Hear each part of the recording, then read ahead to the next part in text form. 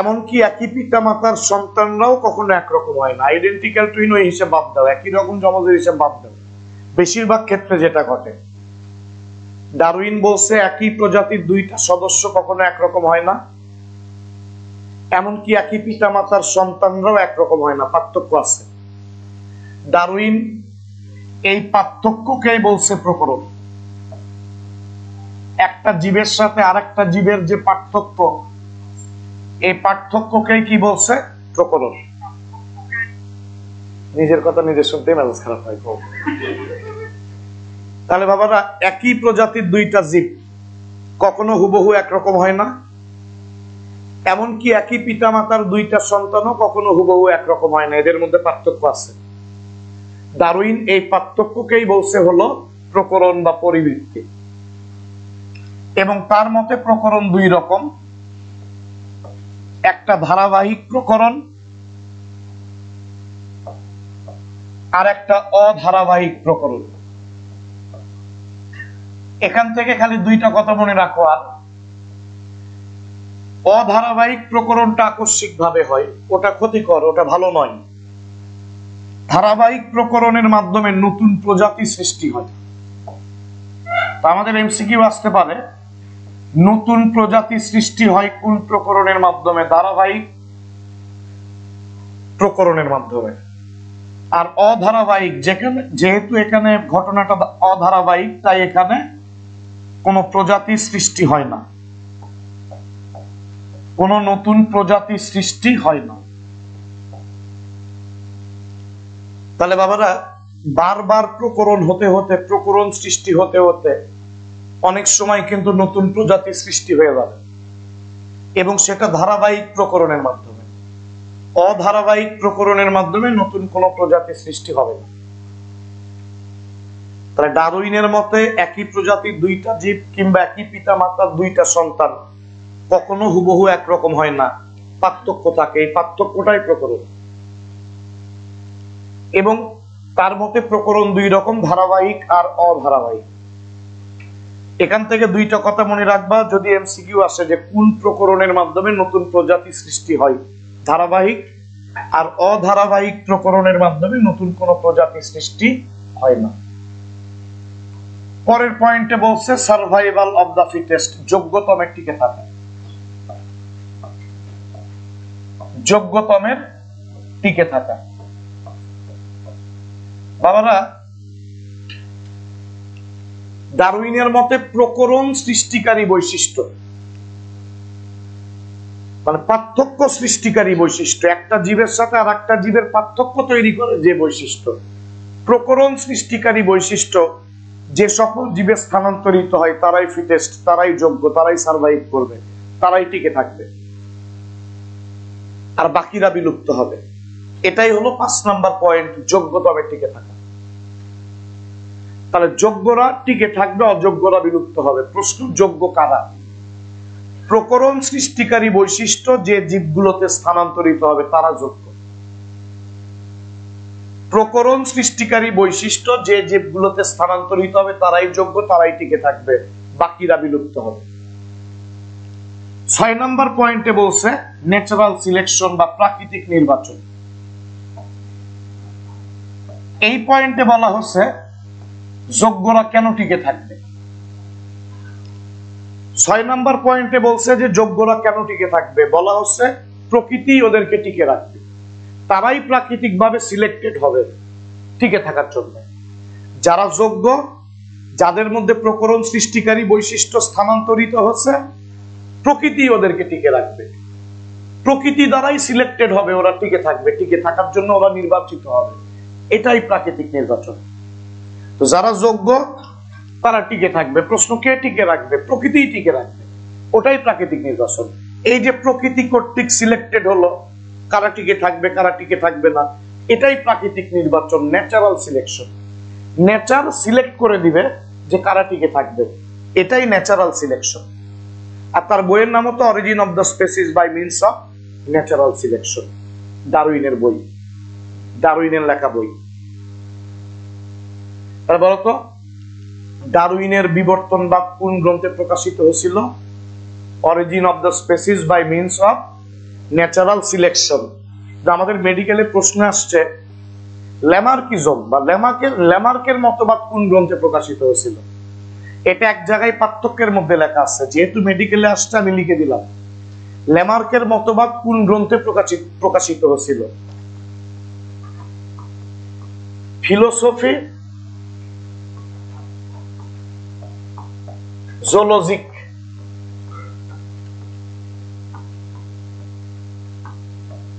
তাহলে যদি বলে ডারউইনবাদ, ডারউইনিজম কোন গ্রন্থে প্রকাশিত হয়েছিল, ওই গ্রন্থের নাম 9-10 থেকে আমরা পড়ছি, জানি, origin of the species by means of natural selection.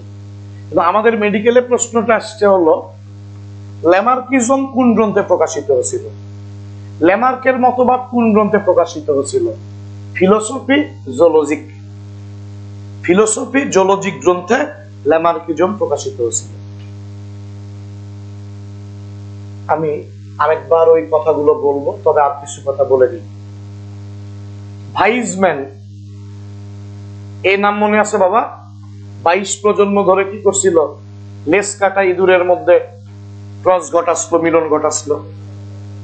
সেই ভাইজম্যান এবং তার কিছু অনুগামী বা অনুসারী, কারা অনুগামী ছিল ওখানে 2-3টা বিজ্ঞানীর নাম দেওয়া আছে, মুখস্থ করে নিবা। ভাইজম্যান এবং তার কিছু অনুগামী ডারউইনের মতবাদের দুর্বল দিকগুলো, ভুল ত্রুটিগুলো সংশোধন করে ওটা নতুন আকারে উপস্থাপন করছে। ওইটাই নিও ডারউইনিজম বা নব্য ডারউইনবাদ। তাহলে ভাইজম্যান এবং তার কিছু অনুগামী ডারউইনের মতবাদের দুর্বল দিকগুলো চিহ্নিত করে ওগুলা বাদ দিয়ে, দুর্বল দিকগুলো বাদ দিয়ে ওটা নতুন ভাবে উপস্থাপন করছে, মডিফাই করে। এটাকে আমরা কি বলবো? নিও ডারউইনিজম। নিও মানে কি? নতুন। নিও মানে নতুন। এবং ভাইজম্যান কি কি কথা বলছে এগুলো একটু মনে রাখবা। ভাইজম্যান জনন কোষের জেনেটিক বস্তুগুলোকে নাম দিচ্ছে জার্ম প্লাজম। Germ plasm. আর দেহকোষ মানে সোমাটিক সেল, দেহকোষ বা সোমাটিক সেলের জেনেটিক ম্যাটেরিয়ালস গুলোর নাম দিচ্ছে সোমাটোপ্লাজম। এবং সে বলছে পরিবেশের প্রভাবে এই সোমাটোপ্লাজমে পরিবর্তন ঘটে, জার্ম প্লাজমে কোনো পরিবর্তন ঘটে না। ভাইজম্যান বলছে জনন কোষের জেনেটিক বস্তুর নামকরণ সে করছে জার্ম প্লাজম, দেহকোষের জেনেটিক বস্তুর নাম দিয়েছে সোমাটোপ্লাজম। এবং সে বলছে পরিবেশের প্রভাবে সোমাটোপ্লাজমের মধ্যে পরিবর্তন ঘটে এবং সোমাটোপ্লাজমের এই পরিবর্তন পরবর্তী প্রজন্মে স্থানান্তরিত হয় না, কারণ পরবর্তী প্রজন্ম দেহকোষের মিলনে তৈরি হয় না, তৈরি হয় জনন কোষের মিলনে। এবার আমরা মেইন পার্টে চলে যাব, যে পার্ট থেকে প্রশ্ন বেশি আসে, বিবর্তনের সপক্ষে প্রমাণ। প্রথমে অঙ্গ সংস্থান সম্পর্কিত প্রমাণ, তারপরে ভ্রূণতাত্ত্বিক প্রমাণ, তারপর জীবাশ্ম ভিত্তিক প্রমাণ। আমরা আজকে ইনশাআল্লাহ অঙ্গ সংস্থানগত প্রমাণ আর ভ্রূণতাত্ত্বিক প্রমাণ করব, আর অল্প একটু বাকি থাকবে জীবাশ্ম ভিত্তিক প্রমাণ, ওটা আমরা পরে দিয়ে ইনশাআল্লাহ পরের ক্লাস থেকে কঙ্কালতন্ত্র শুরু করব।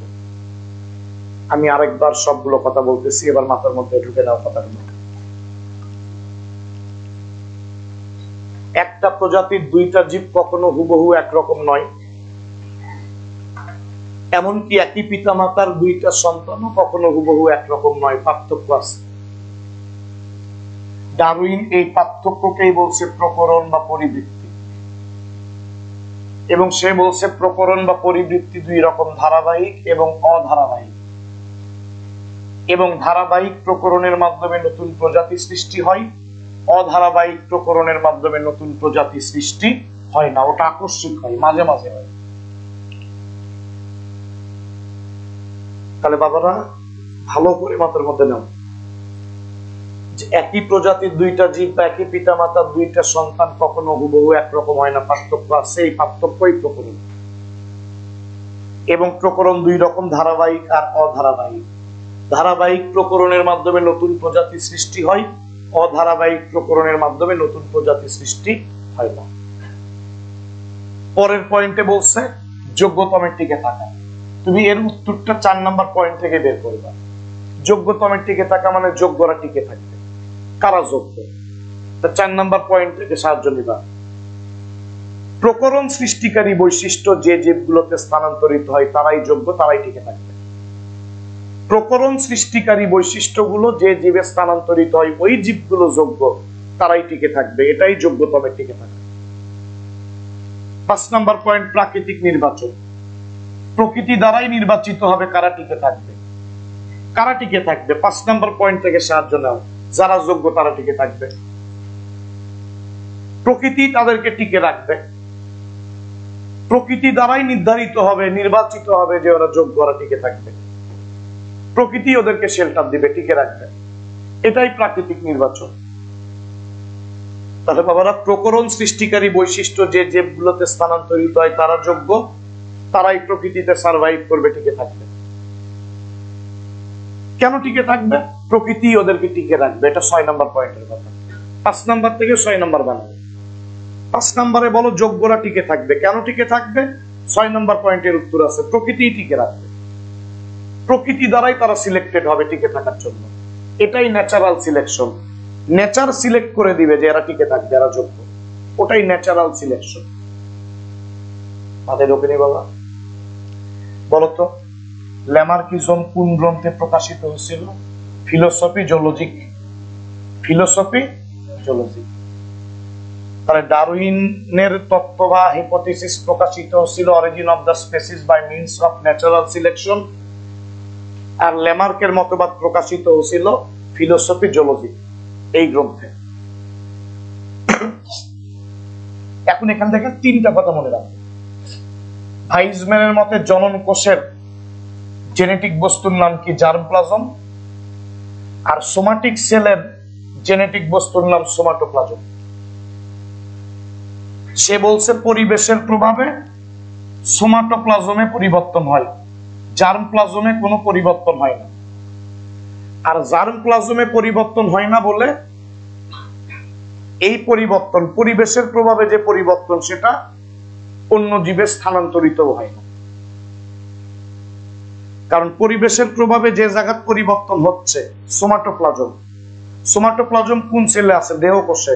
তো দেহকোষ থেকে তো নতুন জীব হয় না। যদি দেহকোষ থেকে নতুন জীব তৈরি হতো তাহলে পরিবেশের প্রভাবে যে পরিবর্তন হচ্ছে সোমাটোপ্লাজমে, ওই পরিবর্তনও নতুন জীবে স্থানান্তরিত হতো। যদি দেহকোষ থেকে নতুন জীব তৈরি হতো তাহলে দেহকোষের সোমাটোপ্লাজমে সৃষ্ট পরিবর্তন নতুন জীবে স্থানান্তরিত হতো। তাহলে পরিবেশের প্রভাবে এমন জায়গায় পরিবর্তন হচ্ছে সোমাটোপ্লাজমের মধ্যে, যে পরিবর্তন নতুন জীবে স্থানান্তরিত হবে না। কারণ সোমাটোপ্লাজম যে সেলের মধ্যে আছে সেই সেল থেকে তো নতুন জীব সৃষ্টি হয় না। নতুন জীব সৃষ্টি হয় জনন কোষ থেকে। জনন কোষের মিলনে জাইগোট, সেখান থেকে ভ্রূণ, সেখান থেকে নতুন জীব। তো নতুন জীব তৈরি হয় জনন কোষ থেকে। আর জনন কোষের জার্মপ্লাজমে তো কোনো পরিবর্তন হচ্ছে না। ফলে পরিবেশের দ্বারা সৃষ্ট পরিবর্তন নতুন জীবে স্থানান্তরিত হবে না। কারণ পরিবেশের প্রভাবে যে জায়গায় পরিবর্তন হচ্ছে সোমাটোপ্লাজমের মধ্যে, এই সোমাটোপ্লাজম তো সোমাটিক সেলে আছে, সোমাটিক সেল থেকে তো নতুন জীব হয় না। 3টা কথা বলো। জনন কোষের জেনেটিক ম্যাটেরিয়ালস এর নাম কি? জার্মপ্লাজম। সোমাটিক সেলের হলে সোমাটোপ্লাজম। পরিবেশের প্রভাবে কোথায় পরিবর্তন হয়? এবং সোমাটোপ্লাজমের এই পরিবর্তন নতুন জীবে স্থানান্তরিত হয় না, কারণ দেহকোষ থেকে নতুন কোনো জীব সৃষ্টি হয় না। তাহলে এমসিকিউ এর জন্য পড়ো, দেহকোষের জেনেটিক বস্তুর নাম কি? জার্মপ্লাজম। দেহকোষের সোমাটোপ্লাজম। পরিবেশের প্রভাবে পরিবর্তনটা কই হয়? ফলে দেহকোষের মাধ্যমে তো নতুন জীব তৈরি হবে না, ফলে সোমাটোপ্লাজমের বৈশিষ্ট্য নতুন জীবে স্থানান্তরিত হবে না। মাথায় ঢোকে নি এটা বাবা? আর বলতে হবে? কথা বলো। বেশি স্পিড হচ্ছে না? ঠিক আছে। এবার বিবর্তনের সপক্ষে প্রমাণ। প্রথমে অঙ্গ সংস্থান সম্পর্কিত প্রমাণ। অঙ্গ সংস্থান সম্পর্কিত প্রমাণ। এ 9-10 লেভেলের পড়া। বলো অঙ্গ সংস্থান বিদ্যার ইংরেজি কি? মরফোলজি না? আরো পড়ছো মরফোলজির দুইটা ভাগ আছে, বাহ্যিক আর অভ্যন্তরীণ, এক্সটার্নাল আর ইন্টারনাল। আরো পড়ছিলা ইন্টারনাল মরফোলজির আরেকটা নাম অ্যানাটমি, না বাবা? আমরা সেই অঙ্গ সংস্থান সম্পর্কিত প্রমাণ করতেছি। প্রথমেই হার্ট বা হৃৎপিণ্ড দিয়ে ব্যাখ্যা। মাছেদের হৃৎপিণ্ডের দুই প্রকোষ্ঠ তোমরা পড়ছো কি? একটা অলিন্দ, একটা নিলয়। আরো তোমরা জানো মাছেদের হৃৎপিণ্ডকে ভেনাস আর্ট, শিলা হৃৎপিণ্ড বলে। কারণ মাছেদের হৃৎপিণ্ড সবসময় কি রক্ত পান করে? কার্বন ডাই অক্সাইড যুক্ত। তো বিজ্ঞানীরা বলছে মাছ থেকে বিবর্তনের মাধ্যমে উভচর প্রাণী তৈরি হয়েছে, এই জন্য উভচরের হৃৎপিণ্ড আরেকটু উন্নত। এদের হৃৎপিণ্ডের প্রকোষ্ঠ তিনটা, এই যে দুইটা অলিন্দ, একটা নিলয়। এগুলো বলে প্রমাণ কও। প্রকোষ্ঠ একটা বেড়ে গেছে দেখে মাছ থেকে বিবর্তনের মাধ্যমে উভচর তৈরি হচ্ছে, বই আছে দেখে পড়ো। বলো তো মাছের হৃৎপিণ্ডের প্রকোষ্ঠ কয়টা? দুইটা। উভচরের কয়টা? তার মানে উভচরের হৃৎপিণ্ড মাছেদের হৃৎপিণ্ডের চেয়ে একটু উন্নত। তাহলে ধারণা করা হচ্ছে যে মাছ থেকেই বিবর্তনের মাধ্যমে উভচর তৈরি হচ্ছে। এবং তোমরা যারা ভার্টিব্রাটা উপপর্ব পড়ছো, লেখা আছে সার্কোপটেরাইজি শ্রেণীতে, যে সার্কোপটেরাইজি শ্রেণীর মাছ থেকে বিবর্তনের মাধ্যমে চতুষ্পদী চার পাল্লা উভচর প্রাণী তৈরি হয়েছে। মনে পড়ে না? এই সার্কোপটেরাইজিদের লোভ ফিন ফিশ বলে, ওদের জীবন্ত জীবাশ্ম বলে। মাত্র 8টা প্রজাতি জীবিত আছে, যার 6টা প্রজাতিকে লাংফিশ বলে, 2টা প্রজাতিকে সিলাকান্ত বলে। পড়নি এগুলা? কথা বলো, না করলেও কব পড়ছি।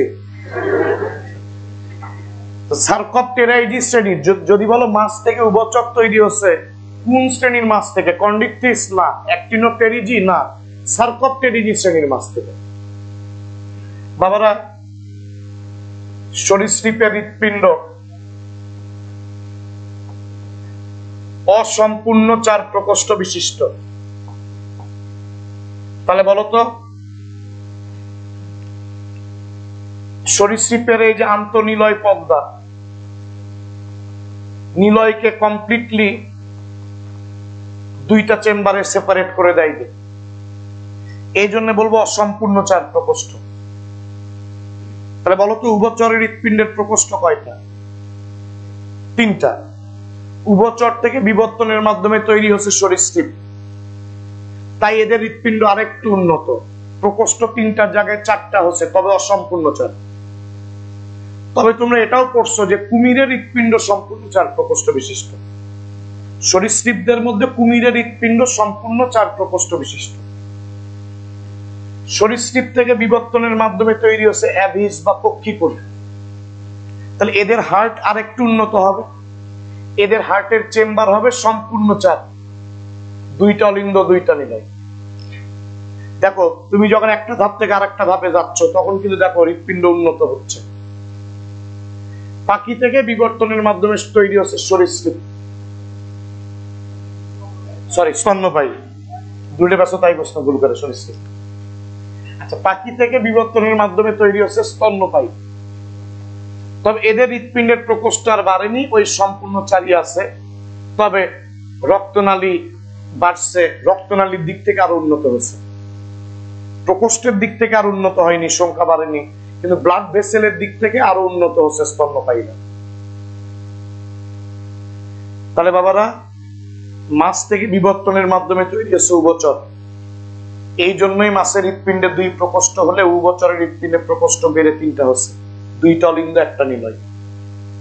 উভচর থেকে বিবর্তনের মাধ্যমে তৈরি হচ্ছে সরীসৃপ, এই জন্য হৃৎপিণ্ডের প্রকোষ্ঠ আরেকটা বেড়ে 4টা হচ্ছে, তবে অসম্পূর্ণ 4। কেন অসম্পূর্ণ 4? আন্তঃনিলয় পর্দা 2টা নিলয়কে কমপ্লিটলি সেপারেট করে দেয়। তবে কুমিরও তো সরীসৃপ, ওদের হৃৎপিণ্ডের প্রকোষ্ঠ কিন্তু সম্পূর্ণ 4।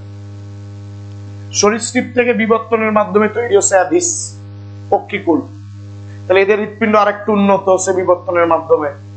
সরীসৃপের অসম্পূর্ণ 4 ছিল, পাখিদের সম্পূর্ণ 4। পাখি থেকে বিবর্তনের মাধ্যমে তৈরি হচ্ছে ম্যামালিয়া বা স্তন্যপায়ী শ্রেণীর প্রাণী। তো এদেরও কি হচ্ছে সম্পূর্ণ 4 প্রকোষ্ঠ, প্রকোষ্ঠ আর বাড়েনি। এটা একটা বিষয় গেল। 2 নাম্বার বিষয় বলে পড়া দেবো, রেডি? ব্রেন, মস্তিষ্ক। মাছ থেকে উভচর, সেখান থেকে রেপটাইলস বা সরীসৃপ, সেখান থেকে পাখি, সেখান থেকে স্তন্যপায়ী। শব্দ তুমি যতই একটা শ্রেণী থেকে আর একটা শ্রেণীতে যাবা, দেখবা বিবর্তনের মাধ্যমে ব্রেন আরো জটিল হয়ে গেছে। বিশেষ করে ব্রেনের 2টা পার্ট, একটা হলো সেরিব্রাম বা সেরেব্রাম, আর একটা পশ্চাৎ মস্তিষ্কের অংশ সেরিবেলাম, যেটা আমাদের বডির ভারসাম্য রক্ষা করে। তাহলে বাবারা, মাছের চেয়ে উভচরের সেরিব্রাম এবং সেরিবেলাম একটু উন্নত এবং জটিল। তার চেয়ে সরীসৃপের ব্রেনের সেরিব্রাম এবং সেরিবেলাম আর একটু উন্নত ও জটিল। তার চেয়ে পাখিদের ব্রেনের সেরিব্রাম সেরিবেলাম আরো উন্নত এবং জটিল। সবচেয়ে বেশি জটিল এবং উন্নত সেরিব্রাম আর সেরিবেলাম স্তন্যপায়ী। তুমি যতই এক শ্রেণী থেকে আর এক শ্রেণীতে যাবা, দেখবা যে সেরিব্রাম এবং সেরিবেলাম জটিল হয়ে গেছে। কেন? বিবর্তন ঘটছে। তার মানে এটা প্রমাণ যে এক শ্রেণী থেকে তুমি আর এক শ্রেণীতে যাচ্ছ, সেরিব্রাম আর সেরিবেলাম জটিল হয়ে যাচ্ছে, উন্নত হচ্ছে। কেন হচ্ছে? বিবর্তন। তাই বিবর্তনের মাধ্যমে। তাহলে হার্ট প্রমাণ করে যে বিবর্তন হচ্ছে, ব্রেন প্রমাণ করে বিবর্তন হচ্ছে। আর তুমি যতই সামনের দিকে যাচ্ছ এক শ্রেণী থেকে আর এক শ্রেণীতে, ততই হার্টের প্রকোষ্ঠ বাড়তেছে, হার্ট উন্নত হচ্ছে, ব্রেনের সেরিব্রাম সেরিবেলাম উন্নত হচ্ছে। আমি এই কথাগুলো আরেকবার বলবো, তবে আমি আর 3টা পয়েন্ট বলে নিই। অঙ্গ সংস্থান সম্পর্কিত প্রমাণগুলো বলে নিই আগে সব। আচ্ছা, এখনই বলে নিই না। প্রথম পয়েন্ট আমরা সবাই পারবো, ভালোভাবে মনে আছে যারা আমরা প্রাণীবিদ্যার প্রথম অধ্যায় পড়ছি। তারপরে বলি, মাছেদের হৃৎপিণ্ডের প্রকোষ্ঠ 2টা, একটা অলিন্দ এবং একটা নিলয়। মাছ থেকে বিবর্তনের মাধ্যমে তৈরি হচ্ছে উভচর, এই জন্য এদের হৃৎপিণ্ড আরেকটু উন্নত হচ্ছে এবং হৃৎপিণ্ডের প্রকোষ্ঠ 2টার জায়গায় হচ্ছে 3টা। কিভাবে 3টা? এদের হচ্ছে 2টা অলিন্দ আর একটা নিলয়, 2টা অলিন্দ আর একটা নিলয়। উভচর থেকে বিবর্তনের মাধ্যমে তৈরি হচ্ছে সরীসৃপ, এদের হৃৎপিণ্ড আরো উন্নত হচ্ছে, প্রকোষ্ঠ 3-এর জায়গায় 4টা হচ্ছে। তবে আন্তঃনিলয় পর্দা 2টা নিলয়কে সম্পূর্ণরূপে সেপারেট করে না বলে আমরা বলবো অসম্পূর্ণ 4 প্রকোষ্ঠ।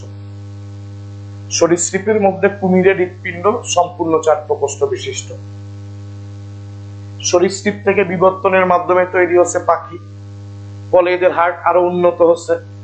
সরীসৃপদের ছিল অসম্পূর্ণ 4 প্রকোষ্ঠ, পাখিদের হয়ে গেছে সম্পূর্ণ 4 প্রকোষ্ঠ বিশিষ্ট হয়। পাখি থেকে বিবর্তনের মাধ্যমে তৈরি হচ্ছে স্তন্যপায়ী। কোন স্তন্যপায়ী? সেগুলো আমরা যে জীবাশ্ম ভিত্তিক প্রমাণের মধ্যে ব্যাখ্যা করব। পাখি থেকে তৈরি হচ্ছে বিবর্তনের মাধ্যমে স্তন্যপায়ী, এদের হার্টের প্রকোষ্ঠ আর বাড়েনি, 4টাই থাকছে সম্পূর্ণ 4 প্রকোষ্ঠ, তবে রক্তনালীর দিক থেকে আরো উন্নত হয়ে গেছে। তাহলে এমসিকিউ বলতো, মাছেদের হার্টের প্রকোষ্ঠ কয়টা? 2, উভচরের 3, সরীসৃপের অসম্পূর্ণ 4। কোন সরীসৃপের সম্পূর্ণ 4? কুমির। পাখি এবং স্তন্যপায়ীদের সম্পূর্ণ 4।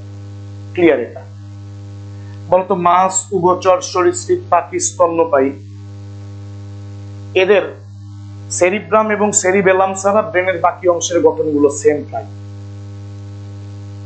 মাছ, উভচর, সরীসৃপ, পাখি, স্তন্যপায়ী, এদের ব্রেনের অন্যান্য অংশের গঠন একরকম। পার্থক্য হলো সেরিব্রাম এবং সেরিবেলাম। তুমি মাছ থেকে উভচরে আসবা, দেখবে এদের সেরিব্রাম সেরিবেলাম মাছের চেয়ে জটিল এবং উন্নত। তুমি উভচর থেকে সরীসৃপে আসো, এদের ব্রেনের সেরিব্রাম সেরিবেলাম আরো জটিল এবং উন্নত। এভাবে তুমি যতই সামনের দিকে আসবা, স্তন্যপায়ীতে আসবা, দেখবে এদের সেরিব্রাম আর সেরিবেলাম সবচেয়ে বেশি জটিল এবং উন্নত। কেন এত ধাপে ধাপে কেন জটিল আর উন্নত হচ্ছে? বিবর্তন ঘটছে তাই। ক্লিয়ার বাবা? আর বলতে হবে? তাহলে বলতো, মাছ, উভচর, সরীসৃপ, পাখি, স্তন্যপায়ী, এদের ব্রেনের কোন অংশ মানে পর্যায়ক্রমে ধীরে ধীরে উন্নত আর জটিল হয়? সেরিব্রাম এবং সেরিবেলাম। কেন? বিবর্তন ঘটছে এই জন্য। বাবা এই দুইটা মনে আর বলতে হবে না। হাই, এবার পড়বা হোমোলোগাস আর অ্যানালোগাস অর্গান, সমসংস্থ আর সমবৃত্তি অঙ্গ। তোমরা তো হোমোলোগাস ক্রোমোজোম পড়ছো, সমসংস্থ ক্রোমোজোম পড়ছো, এবার অঙ্গ পড়বা। সমসংস্থ অঙ্গ, যে অঙ্গগুলোর উৎপত্তি এক, অভ্যন্তরীণ গঠনের ভিত্তি এক, বাহ্যিকভাবে দেখতে আলাদা, বাহ্যিকভাবে দেখতে আলাদা হোক সমস্যা নাই, যদি অঙ্গের উৎপত্তি এক হয়, অঙ্গগুলোর অভ্যন্তরীণ গঠনের বেস বা ভিত্তি এক হয়, তাহলে ওই অঙ্গগুলো হলো সমসংস্থ অঙ্গ। যেমন মেরুদণ্ডী প্রাণী, ঘোড়া এবং বিড়ালের অগ্রপদ,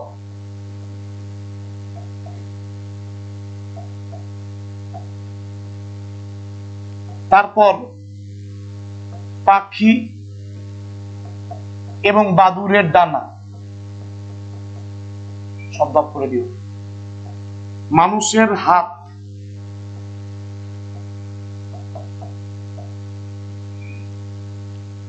এগুলা হলো হোমোলোগাস অঙ্গ, হোমোলোগাস বা সমসংস্থ অঙ্গ। আর সবচেয়ে বেশি ইম্পর্টেন্ট সম্ভবত এবার কৃষিতে দিছিল, এগ্রিকালচারে, তিমি এবং সিল, এদের ফ্লিপার, ফ্লিপারটা বৈঠার মতো ব্যবহার করে এরা সাঁতার কাটে। ডুবুরিরা পানির নিচে যায়, পায়ের সাথে যে সাঁতার কাটতে সাহায্য করার মতো একটা অংশ লাগায়, জুতার মতো পরে থাকে, ওটাই ফ্লিপার। তুমি তিমি এবং সিল, ওরা সাঁতার কাটে দেহের সাথে, বডির সাথে বৈঠার মতো অংশ আছে বডির দুই পাশে, ওগুলাই ফ্লিপার। আর ডুবুরিরা পায়ে যে অংশটা পরে দেখবা জুতার মতো অংশ পড়ছে, আর ওর সামনেটা লম্বার মতো পাতলা, ওটাই ফ্লিপার। তাহলে এটাই সম্ভবত এবার এগ্রিকালচারে দিছিল, তিনি সাঁতার কাটে কি দিয়ে? ফ্লিপার। তো বাবারা, বিভিন্ন মেরুদণ্ডী প্রাণী যেমন ঘোড়া এবং বিড়ালের অগ্রপদ, পাখি এবং বাদুড়ের ডানা, মানুষের হাত, ফ্লিপার, এগুলা সমসংস্থ অঙ্গ। এগুলা দেখতে আলাদা রকম হলেও এগুলা 5 আঙ্গুল বিশিষ্ট অগ্রপদে রূপান্তরিত রূপ। পাখির ডানা, বাদুড়ের ডানা, এগুলা 5 আঙ্গুল বিশিষ্ট অগ্রপদে রূপান্তরিত রূপ। তোমরা পড়েইছিলে, পড়েছিলে যে পাখির অগ্রপদ ডানায় রূপান্তরিত। তো অগ্রপদ পাখির ডানায় রূপান্তরিত করছিলাম তো, তাহলে পাখি আর বাদুড়ের ডানা, আমাদের হাত, তিমি এবং সিলের ফ্লিপার, ঘোড়া এবং বিড়ালের অগ্রপদ, এগুলার বাহ্যিকভাবে দেখতে আলাদা আলাদা হলেও এগুলা সবই 5 আঙ্গুল বিশিষ্ট অগ্রপদে রূপান্তরিত রূপ, এবং এই রূপান্তরটা হচ্ছে বিবর্তনের মাধ্যমে। প্রাথমিক অবস্থায় আমাদের এই অগ্রপদে সবারই কি ছিল? হিউমেরাস। অস্থি কি ছিল? হিউমেরাস, রেডিয়াস, আলনা, কবজির মধ্যে কার্পাল, তালুর মধ্যে মেটাকার্পাল, ফিঙ্গারের মধ্যে ফ্যালাঞ্জেস। মনোযোগী হয়, যে অঙ্গগুলোর উৎপত্তি এক, অভ্যন্তরীণ গঠনের ভিত্তি এক, সেগুলো সমসংস্থ অঙ্গ। ঘোড়া এবং বিড়ালের অগ্রপদ, পাখি এবং বাদুড়ের ডানা, মানুষের হাত, সিল এবং তিমির ফ্লিপার, এগুলা সবই সমসংস্থ অঙ্গ বা হোমোলোগাস অঙ্গ। কারণ বাহ্যিকভাবে এগুলা দেখতে আলাদা হলেও এগুলার উৎপত্তি এবং অভ্যন্তরীণ গঠনের ভিত্তি এক, এগুলা সবই 5 আঙ্গুল বিশিষ্ট অগ্রপদের রূপান্তরিত রূপ। তিমি এবং সিল, এদের ফ্লিপার 5 আঙ্গুল বিশিষ্ট অগ্রপদে রূপান্তরিত রূপ। বাদুড় এবং পাখির অগ্রপদ মানে ডানা যেটা, ওটাও 5 আঙ্গুল বিশিষ্ট অগ্রপদে রূপান্তরিত রূপ। ঘোড়া এবং বিড়ালের অগ্রপদ, ওটাও 5 আঙ্গুল বিশিষ্ট অগ্রপদে রূপান্তরিত রূপ। অগ্রপদটাই রূপান্তরিত হয়ে ওই রকম হয়ে গেছে বিড়াল এবং ঘোড়া। অগ্রপদ ওই রকম হয়ে গেছে মানে কি? এখনো তো ওটাকে অগ্রপদই বলে না, গঠনটা অন্যরকম হয়ে গেছে। ঘোড়া বিড়ালের যে অগ্রপদ,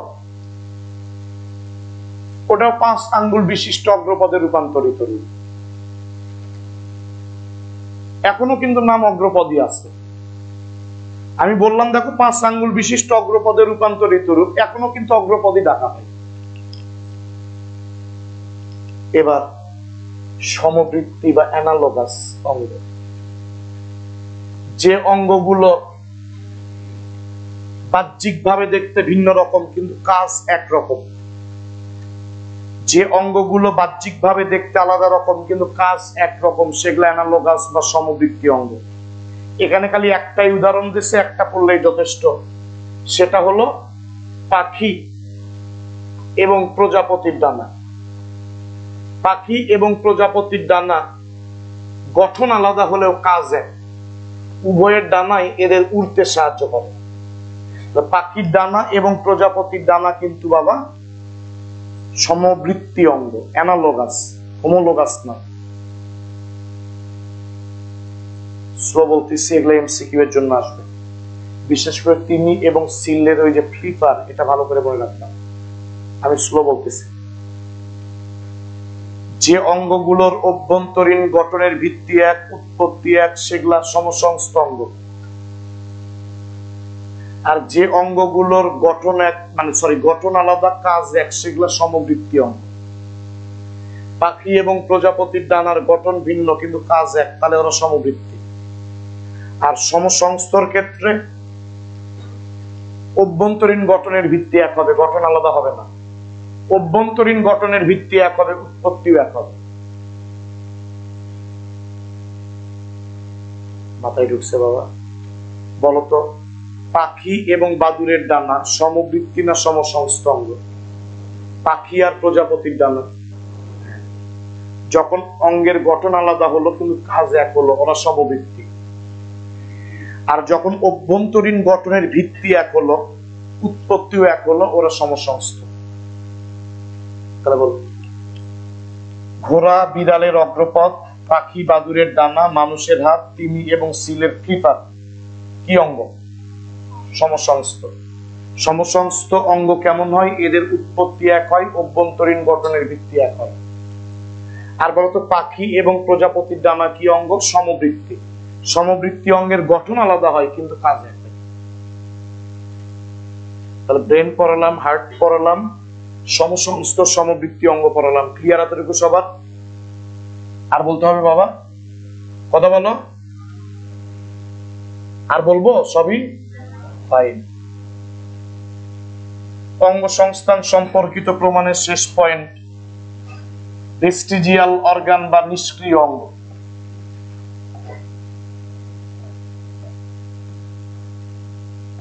বাবারা, মানব দেহে শতাধিক রকম, এইটা এমসিকিউ আসে, নিষ্ক্রিয় অঙ্গ আছে।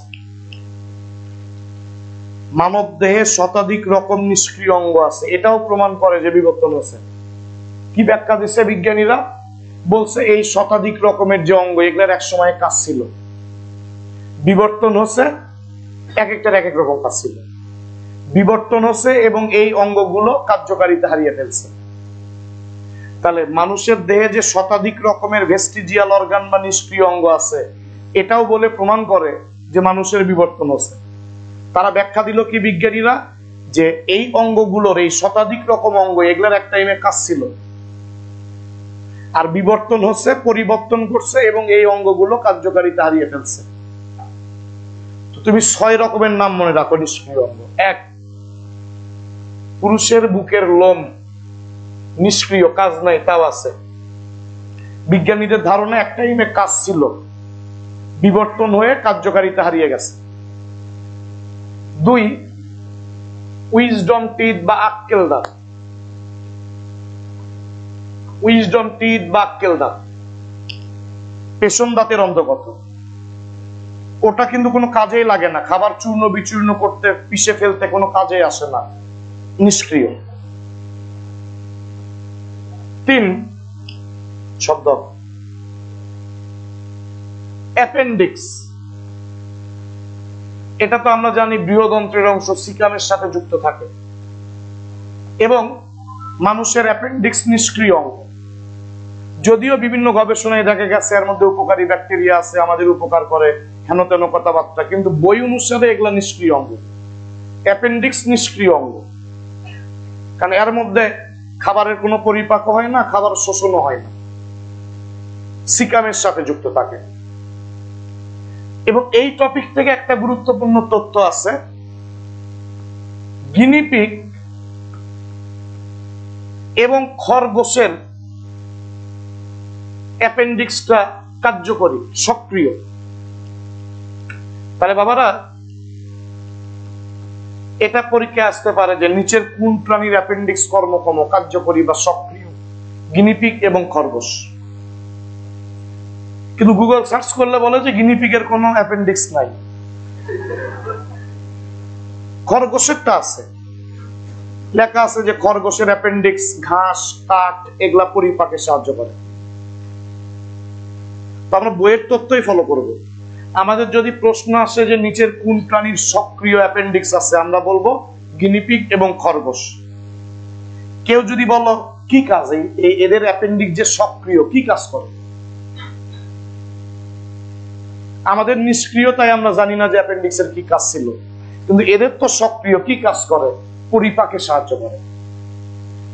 যেমন খরগোশের অ্যাপেন্ডিক্সটা ঘাস পরিপাকে সাহায্য করে, আমরা যে কাঠ খাই, কাঠের বাকল টাকল খাই, ওগুলা পরিপাকে সাহায্য করে। মূল কথা সেলুলোজ পরিপাকে সাহায্য করে। যদি বলো অ্যাপেন্ডিক্স যাদের সক্রিয়, যেমন গিনিপিগ, খরগোশ, কি কাজ করে? সেলুলোজ পরিপাকে সাহায্য করে। সহজ বাংলা কথা। তিনটা। 4, কক্সিক্স। এই যে মেরুদণ্ডের লাস্ট অংশ, এই যে আমাদের পুচ্ছদেশীয় 4টা কশেরুকা, মেরুদণ্ডের লাস্ট পুচ্ছদেশীয় যে 4টা কশেরুকা, শব্দ চাই, যখন আলাদা আলাদা থাকে তখন নাম কক্সিজিয়াল, আর যখন 4টা পুচ্ছদেশীয় বা কক্সিজিয়াল কশেরুকা জোড়া লেগে একটা হয় তখন তার নাম কক্সিক্স। আমাদের লেজ নাই, কিছু নাই, তারপরেও কক্সিক্স আছে, ওটা আমাদের নিষ্ক্রিয় অঙ্গ। তাহলে বলতো মেরুদণ্ডের শেষে যে 4টা কশেরুকা বা হাড্ডি আছে নাম কক্সিজিয়াল বা পুচ্ছদেশীয় কশেরুকা। আর এই 4টা কশেরুকা যখন জোড়া লেগে একটা হাড় হয়ে যায় তখন তার নাম আর কক্সিজিয়াল থাকে না, নাম হয় কক্সিক্স। কঙ্কালতন্ত্রেই পড়াবো ইনশাআল্লাহ এগুলা ডিটেইলস। 5, নিকটিটেটিং মেমব্রেন।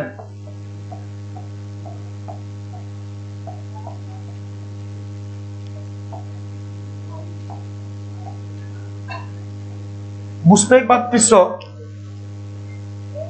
বাবা, একটু শব্দ হচ্ছে কি, একটু থামাও। নিকটি শব্দের অর্থ পলক, তার মানে বুঝতেই পারতেছ চোখে আছে, এটা চোখের তৃতীয় চক্ষু পল্লব। এটা আমাদের এখন দেখতেছি দুইটা, এটা হলো ঊর্ধ্ব পল্লব, এটা হলো নিম্ন পল্লব। এই যে এখানে যেখানে ঘুম থেকে ওঠার পরে ময়লা জড়ো হয়ে থাকে, এখানে লাল যে মাংসপিণ্ড, ওটাই নিকটিটেটিং মেমব্রেন। ওটা বলে আমাদের চোখের 3 নাম্বার পাতা। আগে বলে কাজ ছিল, এখন নিষ্ক্রিয় হয়ে গেছে। লাস্ট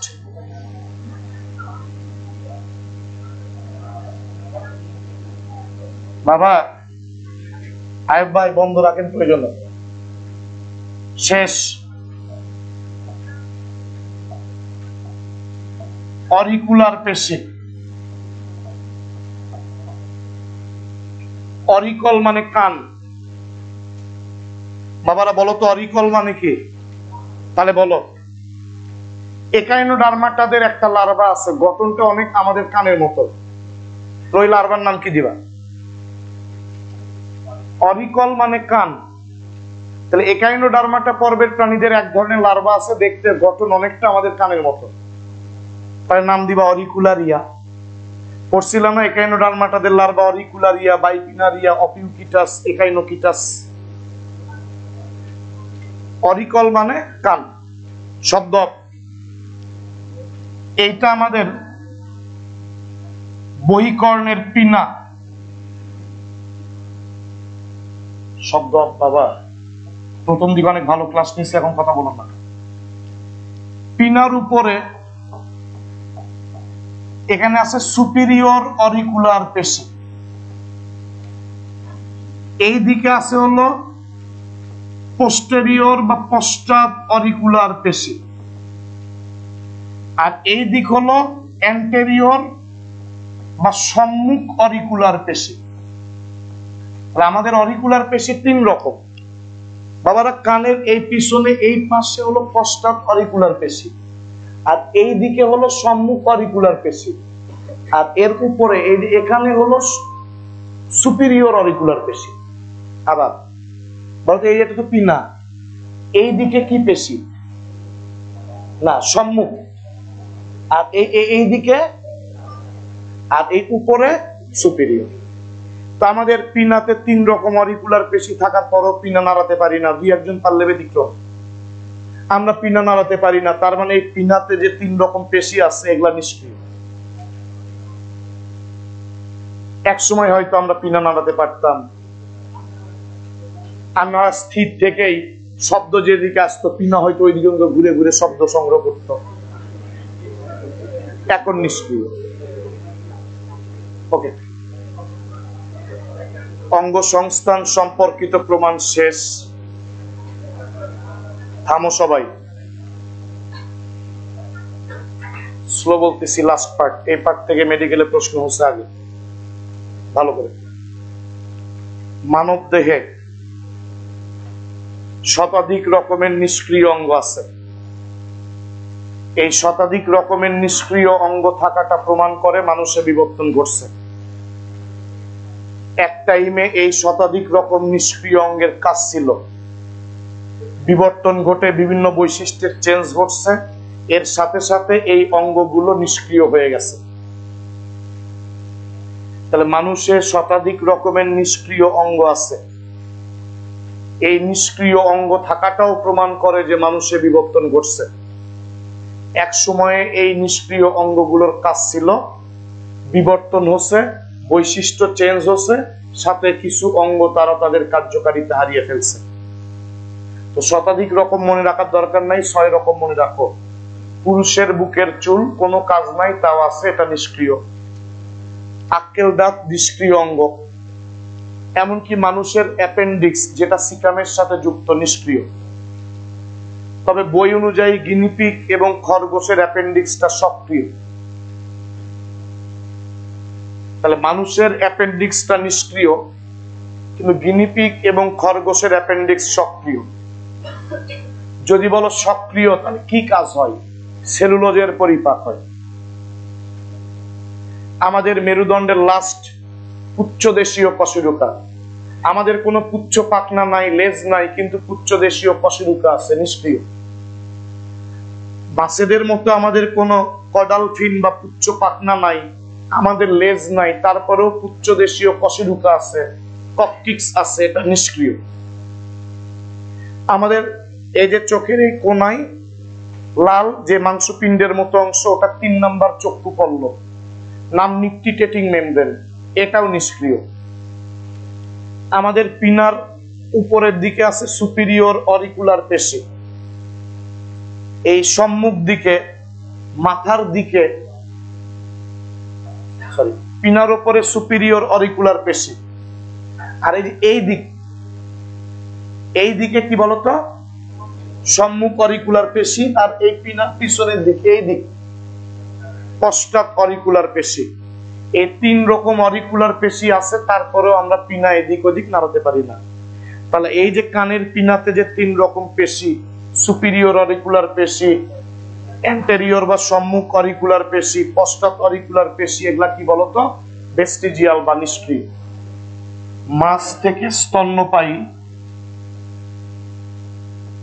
সবারই ভ্রূণের প্রাথমিক পর্যায় বা স্টেজ একই রকম,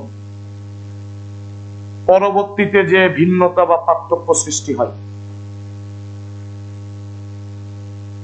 এটাই প্রমাণ করে মাছ থেকে স্তন্যপায়ী পর্যন্ত যারা আছে আমাদের সবারই পূর্বপুরুষ এক। প্রমাণ এগুলা কি বলছে? মাছ থেকে স্তন্যপায়ী সবারই ভ্রূণের পরিস্ফুটনের প্রাথমিক পর্যায়গুলো একই রকম। আর এই একই রকম কেন? আমাদের পূর্বপুরুষ একটাই। এবং এই বিষয়টা প্রথম খেয়াল করছিল কার্ল ভন বেয়ার, এবং সে বলছিল, বাবা ক্লাস রেকর্ড চলতেছে, সাউন্ড থামাও না। এবং তিনি বলছিল ভ্রূণের পরিস্ফুটনের সময়, প্রত্যেকটা জীবের ভ্রূণের পরিস্ফুটনের সময় তার আদি ইতিহাস সংক্ষিপ্ত আকারে উপস্থাপিত হয়। আদি ইতিহাস সংক্ষিপ্ত আকারে উপস্থাপিত হয় মানে পূর্বপুরুষের ইতিহাস সংক্ষিপ্ত রূপে উপস্থাপিত হয়। মাছ থেকে স্তন্যপায়ী সবার ভ্রূণের প্রাথমিক স্টেজ যে একই রকম, এটা প্রথম খেয়াল করছিল কার্ল ভন বেয়ার। খেয়াল করে সে বলছে যে মাছ থেকে স্তন্যপায়ী এদের সবারই ভ্রূণের পরিস্ফুটনের সময় এদের পূর্বপুরুষদের আদি ইতিহাস সংক্ষিপ্ত আকারে উপস্থাপিত হয়। এর পরবর্তীতে আর্নেস্ট হেকেল সে ভ্রূণের পরিস্ফুটনের ধাপ এবং বিভিন্ন প্রাণীর জীবন ইতিহাস পর্যালোচনা করে সে একটা মতবাদ প্রদান করছে, নাম পুনরাবৃত্তি মতবাদ।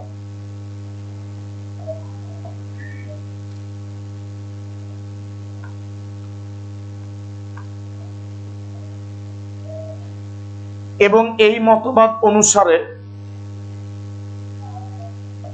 জাতিজনী মানে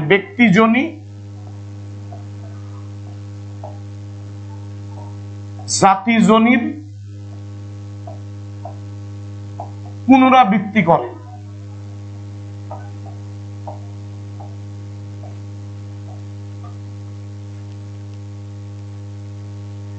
আর্নেস্ট হেকেল বিভিন্ন প্রাণীর জীবন ইতিহাস এবং ভ্রূণের পরিস্ফুটন পর্যালোচনা করে একটা মতবাদ প্রদান করছিল, ওটাকে বলে পুনরাবৃত্তি মতবাদ।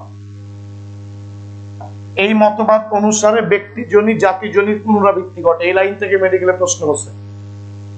জনি মানে বোঝো জনন, মানে ব্যক্তির জনন, তার যে জাতির জনন মানে পূর্বপুরুষের জনন।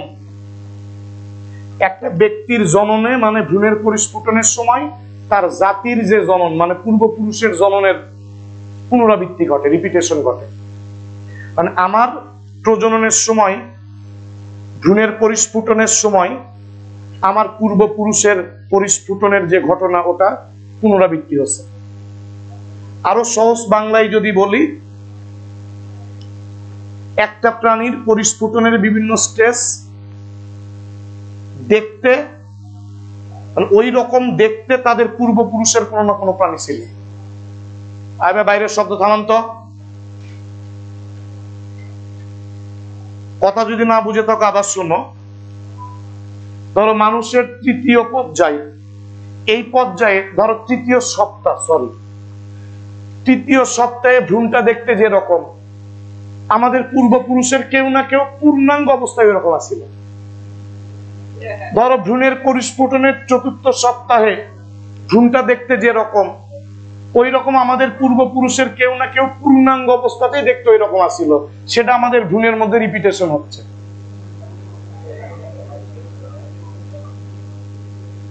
8 সপ্তাহের ভ্রূণ যে রকম, আমাদের পূর্বপুরুষের পূর্ণাঙ্গ প্রাণীর কেউ না কেউ ওই রকম দেখতে আসে, পূর্ণাঙ্গ অবস্থাতে ওই রকম দেখতে আসছিল। সেটা আমাদের ভ্রূণের মাধ্যমে প্রকাশ পাচ্ছে। লাস্টের পার্ট আরেকটু শব্দ আপনা করলে বুঝবা, নাপসা আপসা বুঝবা। শব্দ মাছ থেকে স্তন্যপায়ী সবারই ভ্রূণের পরিস্ফুটনের প্রাথমিক পর্যায় একই রকম। এই বিষয়টা প্রথম কার্ল ভন বেয়ার লক্ষ্য করছে এবং সে বলছে ভ্রূণের পরিস্ফুটনের সময় জীবের আদি ইতিহাস সংক্ষিপ্তভাবে উপস্থাপিত হয়। আরো সহজ বাংলায় যদি বলি, এটা প্রমাণ করে যে আমাদের সবার পূর্বপুরুষ এক। তাহলে মাছ থেকে স্তন্যপায়ী সবারই ভ্রূণের পরিস্ফুটনের প্রাথমিক পর্যায় দেখতে একরকম, পরে যে ভিন্নতার সৃষ্টি হয়। একরকম কেন? এটা প্রমাণ করে, কি প্রমাণ করে? কার্ল ভন বেয়ার বলছে এটা প্রমাণ করে যে আমাদের পূর্বপুরুষ এক। পরবর্তীতে হেকেল একটা মতবাদ প্রচলন করেন, পুনরাবৃত্তি মতবাদ, রিপিটেশন মতবাদ।